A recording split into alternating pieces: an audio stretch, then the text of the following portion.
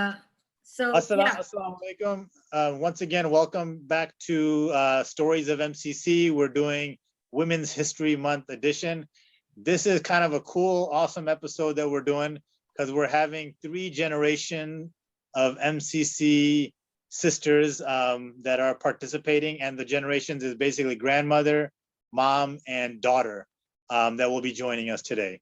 So today we have a sister, I'll call her an auntie because she's my auntie, Khadijah Ali Hashmy, her daughter Amena Hashmy Yousuf, and Amena's daughter Iman Fatima Yousuf. They're all part of MCC. They all grew up in the Chicagoland area. Auntie actually did not grow up here, but she came to America. So we'll start with her.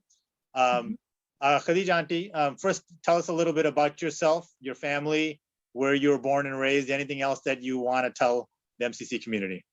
Assalamu alaikum. And I am, I'm grateful and thankful that you're interviewing, taking interest in us. I came to the US in 1964 with my husband after I got married. I studied here, got my degree from Kansas State in architecture, and then came to Chicago with him to settle. So we've been in Chicago since then, since 66, 65. Somewhere there, long time ago. Yeah, you've been working for who? Well, I started working for a firm, a private firm, consulting firm for in architecture, Hollywood and Group.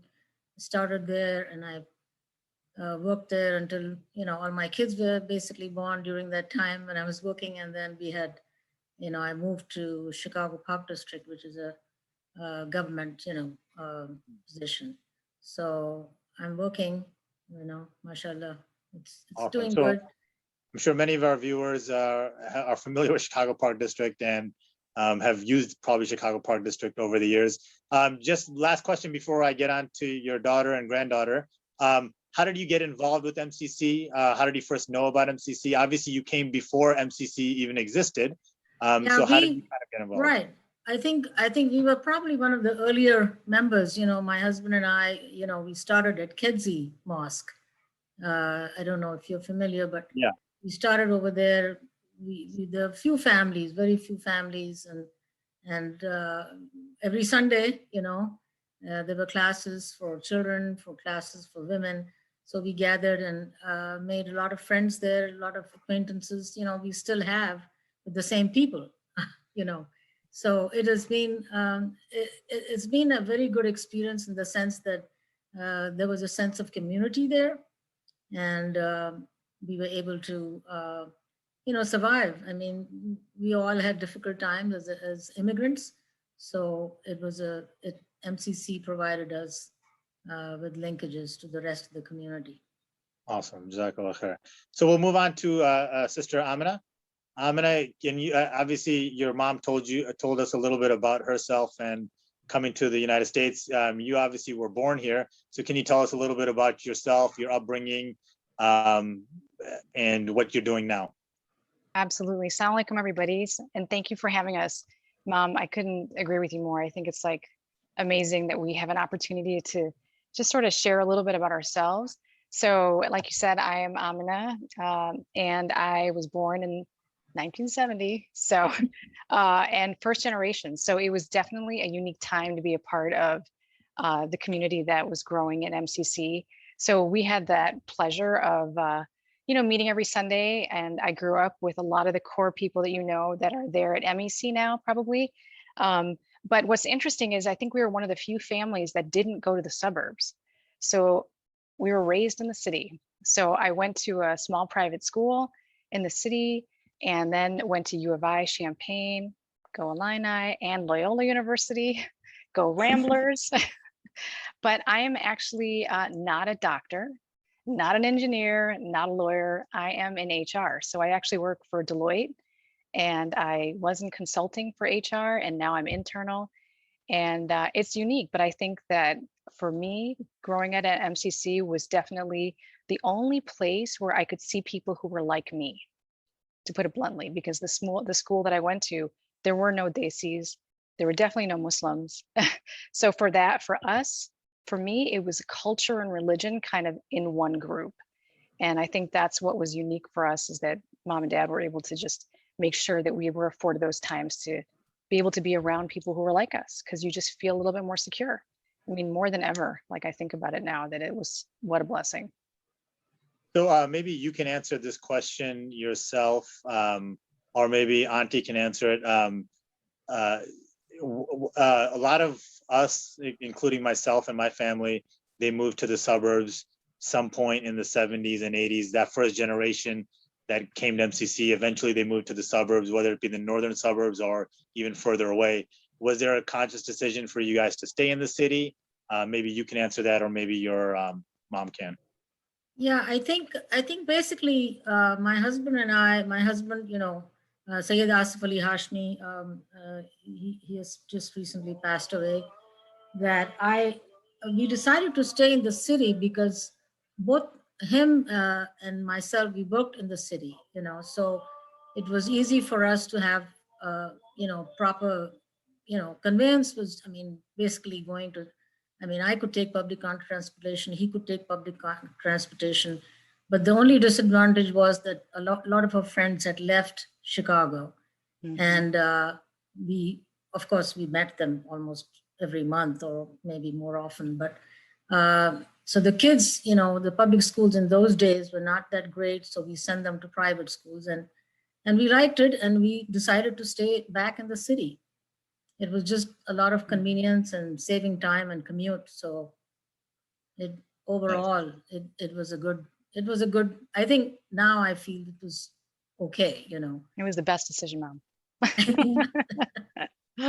We can say that you're one of the few that kept it real.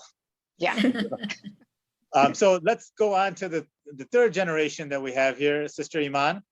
Please tell, we learned a little bit about the two generations above you. So tell us a little bit about yourself growing up in the city, I assume, and where you are right now, and how you relate to MCC. Sure. So I was born in Indianapolis, but I have no real ties there. Mom quickly brought me back to Chicago, and I grew up in Chicago in the city, and I went to private school as well. But then in high school, I went to a public school, a Chicago public school, and I ended up at the University of Chicago. I'm now completing my fourth year, majoring in English and gender and sexuality with a minor in education. And I'm really looking to pursue a career in education in some capacity, because I think my experience in the city and seeing so many different educational contexts has really informed my passion for it. MEC was not my first Islamic school, but it took a couple to find the right fit. Mhm. But I remember when I finally did get there in fifth grade, I finally did feel like it was that perfect balance of a cultural affinity with other community members, as well as just the right religious environment for me. I remember getting those 2 Oreos and those feeling precious at the time. I'm sure the snack We didn't feed you enough, policy has didn't we? changed. I just was like, I don't know what to do from 10 to 2. I didn't bring any food. But it was the first place where I did finally make some friends who had the same Muslim background, because that was something that similarly was sometimes lacking in my school, other social environments. But I finally did find some people who I really got along with, and that was a great landing place. Awesome. So what public school, high school did you go to? I went to Lane Tech College Prep. There weren't that many Muslims there? I think there's an interesting thing where there weren't as many. There were certainly Desis, but they were not all Muslim. And I think something that I've really reflected on since I've graduated is just this kind of generational difference. I think certainly I've thought a lot about what it means for me to be second generation. And I did meet a lot of Muslims at Lane Tech, and they were first generation, but it was maybe a little bit of a difference between our experiences. That was sometimes interesting to navigate, but always fulfilling to meet them. Yeah, so it's funny that you asked that question, because one of the things that I wanted to ask maybe you or your mom was, you grew up, your mom, I don't know about your dad, but your mom was born and raised here. And so Mhm. now she's raising a kid that's going to college. So like you said, that a lot of your friends or people that you knew that were Muslim, their parents were first generation, while your mom is your mom was, they were like, Mhm. they came from another country, where Mhm. Mhm. your mom was Americanized, I guess, if you want to say it. So I wanted to maybe ask your mom, Amina, or maybe Yeah. yourself, how do you feel you being raised and how you're raising your daughter? Mhm. How is it different? The experiences that you think might be different than how you were raised? Oh yeah. I think the biggest thing is, um, I'm going to say my parents, mom, especially you, very progressive in thinking. Uh, the the the view of women in our family, it is seek education to the ends of the earth. I mean, 100%. So there was no expectation that was, oh, you just got a bachelor's, it's enough, you're good. No, no, it's like, keep going. What else can you do? Tell me more. You want to go run a marathon? Go for it. Figure out how to do it, train. There was none of this like, if my brothers were doing one thing, I couldn't do it. So that from the beginning was sort of the tone that we were raised in. And I think even my nanima, the generation above, was the same because she was an attorney. So there was a lot of like, okay, strong women, lots of good role models, especially my mom. So now here I am as a mom. One of the things that Rufy and I, my husband, who's also, you know, born here but from Ohio, we basically made a very conscious sort of decision to make sure that the kids all assimilate. There is something to be said about being able to be your authentic self, but be able to have a conversation with as many types of people as you can. You can't not do that, right? So in this world, we got to be able to say how we feel, act a certain way, believe how we want to believe, but at the same time, adapt, like be agile and like be able to have a conversation. I think that's the biggest thing that we believed in. It's like, we want to make sure it's our responsibility that we give them the opportunities to learn the religion, and of course practice it in the best way that they can. That's our responsibility, but at the same time we have to live this life, right? So how are you going to do that and incorporate it? Like if you're going to go run, but do you want to be modest about it? Sure, you can, but let's you think about all those different criteria when you're applying it to yourself. But I think the biggest being, how do you want to show up and assimilate and be a contributing member of the community, but at the same time practice who you are. Iman, did you want to add on to that? So you were saying that a lot of your friends are people that you went to high school with, even though they were South Asian and Muslim, but Mhm. they did definitely have a different background than you did, because your mom and your dad are American born, and Mhm. while their parents were not. Yeah, I certainly think one of the biggest takeaways I can remember from Sunday school is just this tenet of acceptance. And no, I wouldn't say acceptance over tolerance, because I think tolerance can have kind of a negative charge to it. It's not enough, but really just coexisting with lots of different types of people with maybe different beliefs than you. I think that I just carried with me, and it really, like my mom was saying, like I really have been able to put that into practice. And when meeting people who may have different backgrounds from me, I can still like have a very empathetic and I'll be able to, which is our, I think that carried me forward. Yeah, similarly, I think thinking about culture versus religion, I think probably with my generation, my parents have always allowed to kind of hold them together, but not conflate them to a point where I can't like see the difference between the two. I think I've been able to kind of pull them apart and see them more clearly for myself. And I've always felt that my parents have also just generally, speaking to my college majors, they've just always been like, pursue your passions. And if you pursue them to the fullest extent and a way to support yourself, that's awesome. Like go for it. Do what is happy for you. Awesome. Yeah, I think that we're probably going to see that in the next generation in terms of the battle of culture, religion, being quote unquote Americanized as opposed to holding on to your back home, values. Those are all going to probably get mixed up.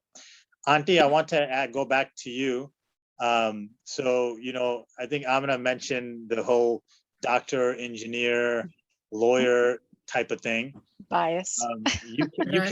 You came to America, and you said 64, and then you did your undergrad for, I would assume, for a South Asian woman in that context in the mid 60s. Wow.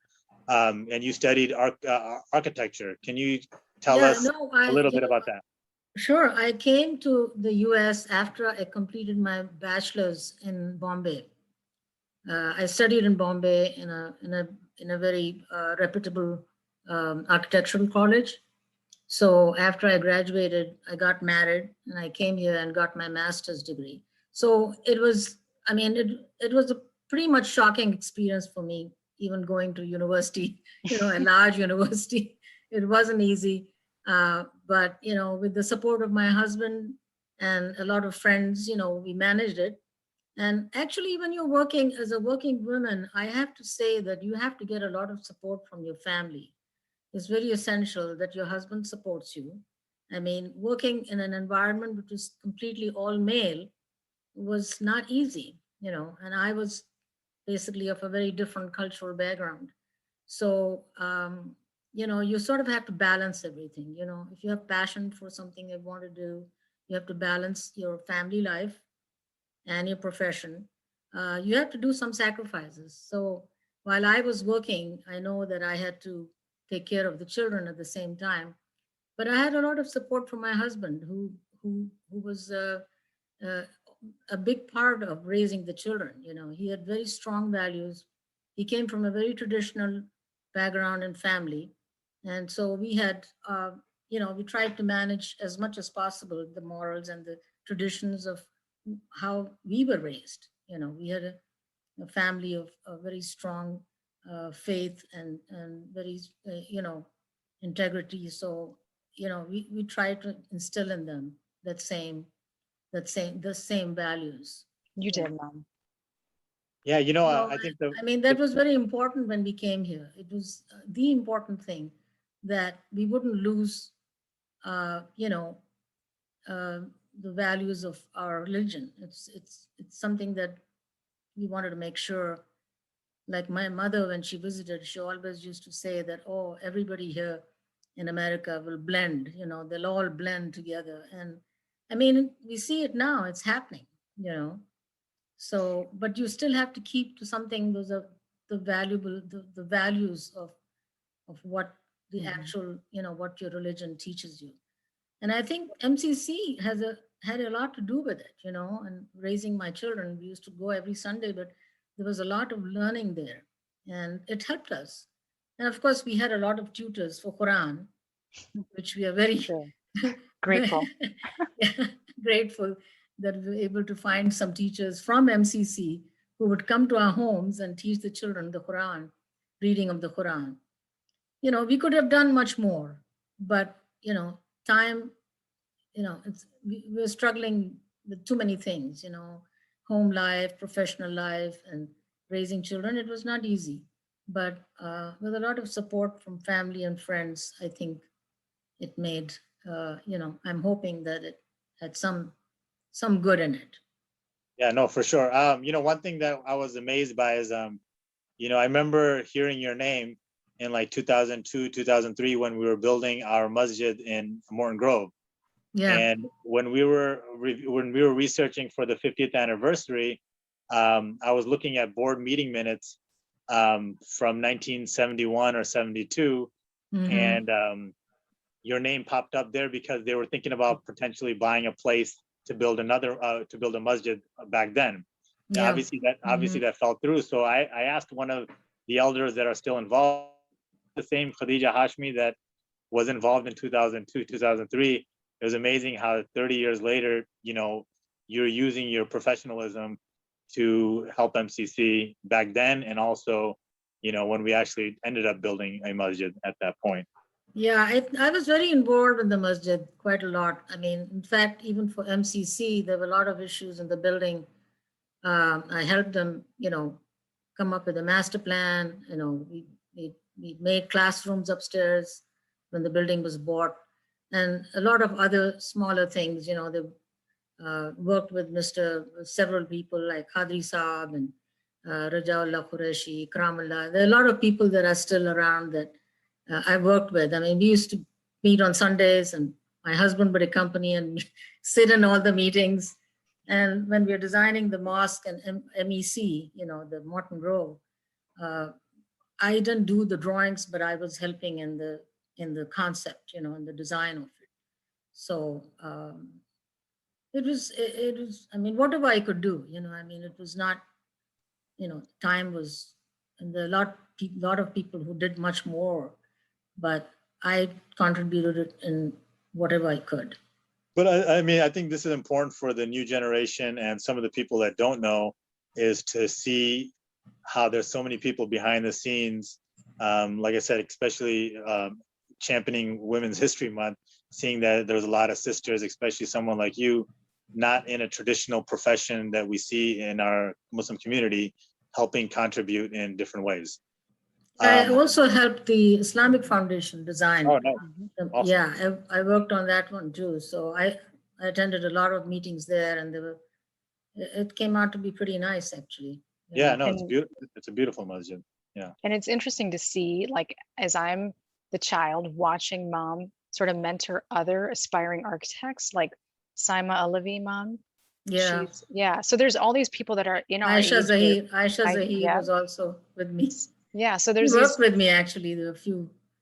Right. So years. it's fun to see the influence that you can have on people's career progression and their own like passion. But I do think at least some of the Hashmis have a little bit of that artistic side. I think you all do. I think you all do. We just didn't like follow that exactly, but we have some. even Iman in writing, and Zara in art, and Zara is an artist, right? Yeah. So I had a question. Amena, you said Iman went to MEC Sunday School in Morton Grove. Yeah. So the question I have for you is, or maybe Iman, why did you, since you guys live in the city and you guys try to stay close to your roots in the city, why did you decide to send her to MEC, or how did she end up at MEC as opposed to the MCC Sunday School? Not to cause any controversy between the Sunday schools, but is there a reason why she ended up in the suburbs as opposed to staying in the city? I can give you the I have no idea why. I will be fully transparent. Yeah, you were the kid who was just in the car. So so growing up at the MCC on Elston, what had good times and bad times. Like every child has their own experiences, but for us, we didn't, while I loved the girls that I grew up with, because I'm still, of course, thank God for social media, reconnected with them, and in some cases reconnected through MEC. I didn't necessarily have the opportunity to like really bond, just like hang out with them, if that makes sense, outside of Sunday school. I had their friendships, but it was strictly in Sunday school. It wasn't, and that's because you rely on your parents, right? They've got to take you to meet, but we were not in a place where we could just, say, hey, it's Saturday, can we all go out to the suburbs because I want to go see, Dilara and Dilnaz. Well, I will have to wait till Sunday, and I could see them in Sunday school. So I think personally, I didn't really have the true, like, I really want to go back to MCC. So now as we're growing up in the city, community is still pretty important. And while I knew that I'm still not going to take the kids like Iman to the mosque, where we may still have the same cycle repeat itself, meaning if Iman wants to see one of her friends like Zaina and Zaina, the two Zainas, am I going to really be able to take her? Probably not. So it was weird because we ended up recycling a similar kind of path for her, but we felt it was important for her to be around people that are like her, because the school that she was at didn't have that. The MCC at the time was also culturally it was Islamic, of course, the faith is there, but I felt like, okay, she's not going to really bond with a lot of the people because they're not like her. And I think the community at the time when they were younger was of different, ethnic, you know, ethnicity. So it's sort of like we made a conscious decision. We're like, let's just drive to a place where at least from that standpoint, she can meet people that could be, like her. And we did that drive for so many years for Immo, Ijaz, and Zara. I've done the drive for Iji And she's Zara. taken them. Yeah, she's driven them. Yes. So that's No, I mean, I think that's very important for all of us to hear, because like you said, everybody has different experiences and all those experiences matter and they count. Iman, anything you want to add to that? I mean, yeah, I think that was really enlightening to hear my mom's perspective. I really there you was have at it. the mercy of mom and dad, but to me, it just seems like this interesting pattern, this interesting generational class pattern, probably where your generation, most of them migrated to the suburbs, like we were the anomaly. And so I guess it makes sense that you were probably following those connections that you still had. But yeah, that's my own. I don't have anything else to add. It's just interesting. I think Amena, if I remember correctly, I think in MEC, you were able to connect with some of the older, that were with you in MCC, because Like Kamran's sister. Yeah, like Amina. they moved north in the northern suburbs, so you were able to connect with them. Yeah. In MEC, mostly, not in MCC. That's Because exactly right. MCC at that time was a little bit more on the transient, side. There were people that were completely new from different countries, and I think it was not the old group, that stayed there. And Yeah, I think the challenge that MCC still has in general, it's a transient community. Yep. where it's not where MEC and Morton Grove, let's be honest, because people have settled down there, it's more of a quote unquote community, right? So that's the challenge that we have now at MCC in general. Right. Mm-hmm. And I think I what's can see interesting that. is that when we made that trip every Sunday to Morton Grove, it was almost a little bit selfish on my part and Rufi's part, because we're going to be hanging out from 10 to 2. We don't come all the way back home. So we would either go sit, try to visit with some of the other parents who might be there. So it was my social outlet at the same time, because I could get a glimpse of, some of my classmates that I hadn't seen, even if it's for 5 minutes or 10 minutes to visit. So there was something about that. And I wanted them to know who our kids are. I'm like, so there is something about just being able to reconnect and, with the same friends for the most part. And that's what Sunday school is like for me growing up, is that you wouldn't be just a drop off. It would be something that the parents would come and hang out as well. And that's how community is kind of built. I want to ask Khadijah auntie one question, and then maybe we can wrap it up. Khadijah auntie, you came in 1964. And so last month we had a little bit of a panel of Black History Month, and we had some brothers and sisters that were African-American or African speak. So you came kind of right at the height of the civil rights movement.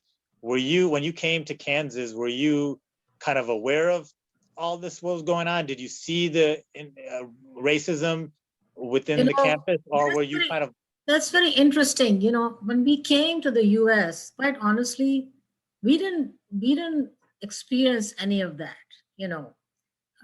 We used to hear about it in the news, but personally, we were just so involved in our school and our lives that we only hung out mostly with Indians and Pakistanis, and that kind of. But I think my husband probably felt it more because he had been there for last 4 or 5 years before we got married, so he was more aware of the difference. But I do remember a few times when we would drive to Kansas, that we would stop at restaurants and we were not looked at, we were not welcomed. It was a little different. We felt that and even in those days. And it was, and finding apartments in city was a little bit hard. But it wasn't very much of an obvious thing later on. It just became, that's part of Well, life. we That's felt it in our neighborhood when we first moved into our neighborhood, Mom. Like Dad, yeah, we when were we in a moved tough into neighborhood. this, yeah, in Andersonville, it was a little Mhm. bit tough, right? Yeah, But not anymore. I mean, not anymore. it's like there's everybody there. Right? Mhm. All Yeah. right, so maybe we'll end it with Iman, speaking on that same note. So I don't know if you ever talked to your grandmother about her kind of growing up in the 60s in the United States. Now you are a college student experiencing some of the same things and challenges. Do you have any particular challenges that you find in terms of being a Muslim woman in Hyde Park? On University of Chicago campus, what do you see as challenges of Muslims today on college campuses? That's a really interesting question. I think growing up, the time period I was born in 1999, I think it's just feeling like the default is to probably be ready to defend my identity, even if it's kind of interrogated in like really implicit ways. I feel like I need to be kind of ready to, for example, defend Islam. I've been very lucky in that I've never been overtly attacked or been really faced with really overt Islamophobia, but there's really like kind of microaggressions. And I feel like I've grown to be kind of attentive to them because I am so proud of who I am and all the different intersections of my identity. It's kind of a balancing act, but I think just I feel like in Hyde Park, I feel safe and I feel strong. And I feel like I have a network of people who appreciate me for who I am and accept me. And I feel like that makes me feel secure enough to be ready to advocate for all those parts of my identity. That's my kind of very vague answer, but that's a really great question to keep. No, I mean, I think Hyde Park, that area does have a strong Muslim identity with also different backgrounds of Muslims that are in that area. So I think that definitely benefits you. I have a friend that was in law school around 9/11, and his experience in Hyde Park was a lot different than people that lived on the north side, because there were a lot of African American Muslims or African Americans in general that didn't have that, preconceived notions about Muslims that, maybe other ethnicities do. Absolutely. So, yeah.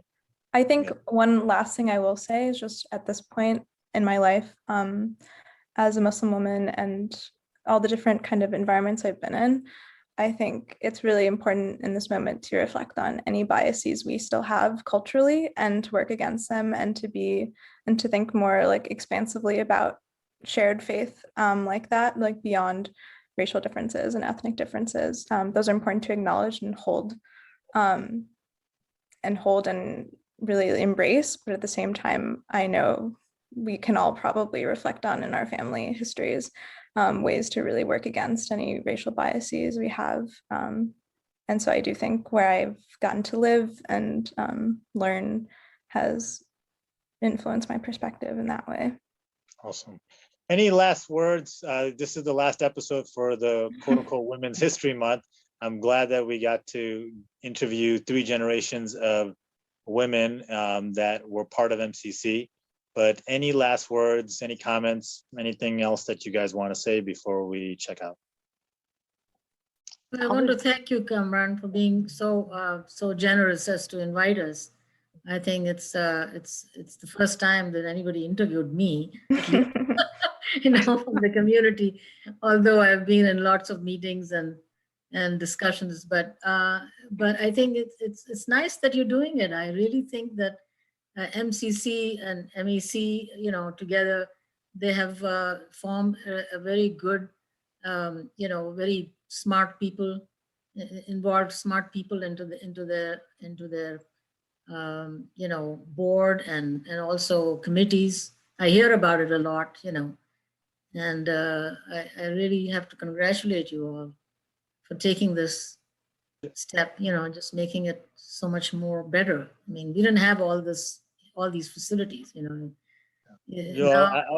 the credit really goes to Sister Dilnaz, who's also part of MCC. She's the one that mentioned your 3 names. So oh, really? don't give me any credit. I love you, Mom.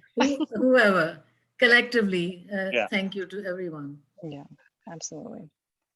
All right. Yeah. Yeah, go ahead. Yeah. Thank you. I was just going to say thank you again, Kamran. I know it's logistically a little bit of a challenge, but like what a unique opportunity. I don't think we'll ever forget it. And Yeah. inshallah, hopefully if people ever want to connect and want to talk to us more, they should feel free that they can. I do want to make a plug, not only for women's strength, but well-being is so important, especially in light of everything that we've all been through, especially in this pandemic. That is the most important thing right now. So if people need help on how to seek out spiritual, mental, physical well-being, they should ask. Oh, great. That's That's true. way to end it on such a high note. So Jazakallah khair. Thanks for taking your time out to spend time with MCC, and hopefully everyone enjoys this last episode for March. Jazakallah khair. Assalamu alaikum. Thank you so much. Okay. Khud Hafiz.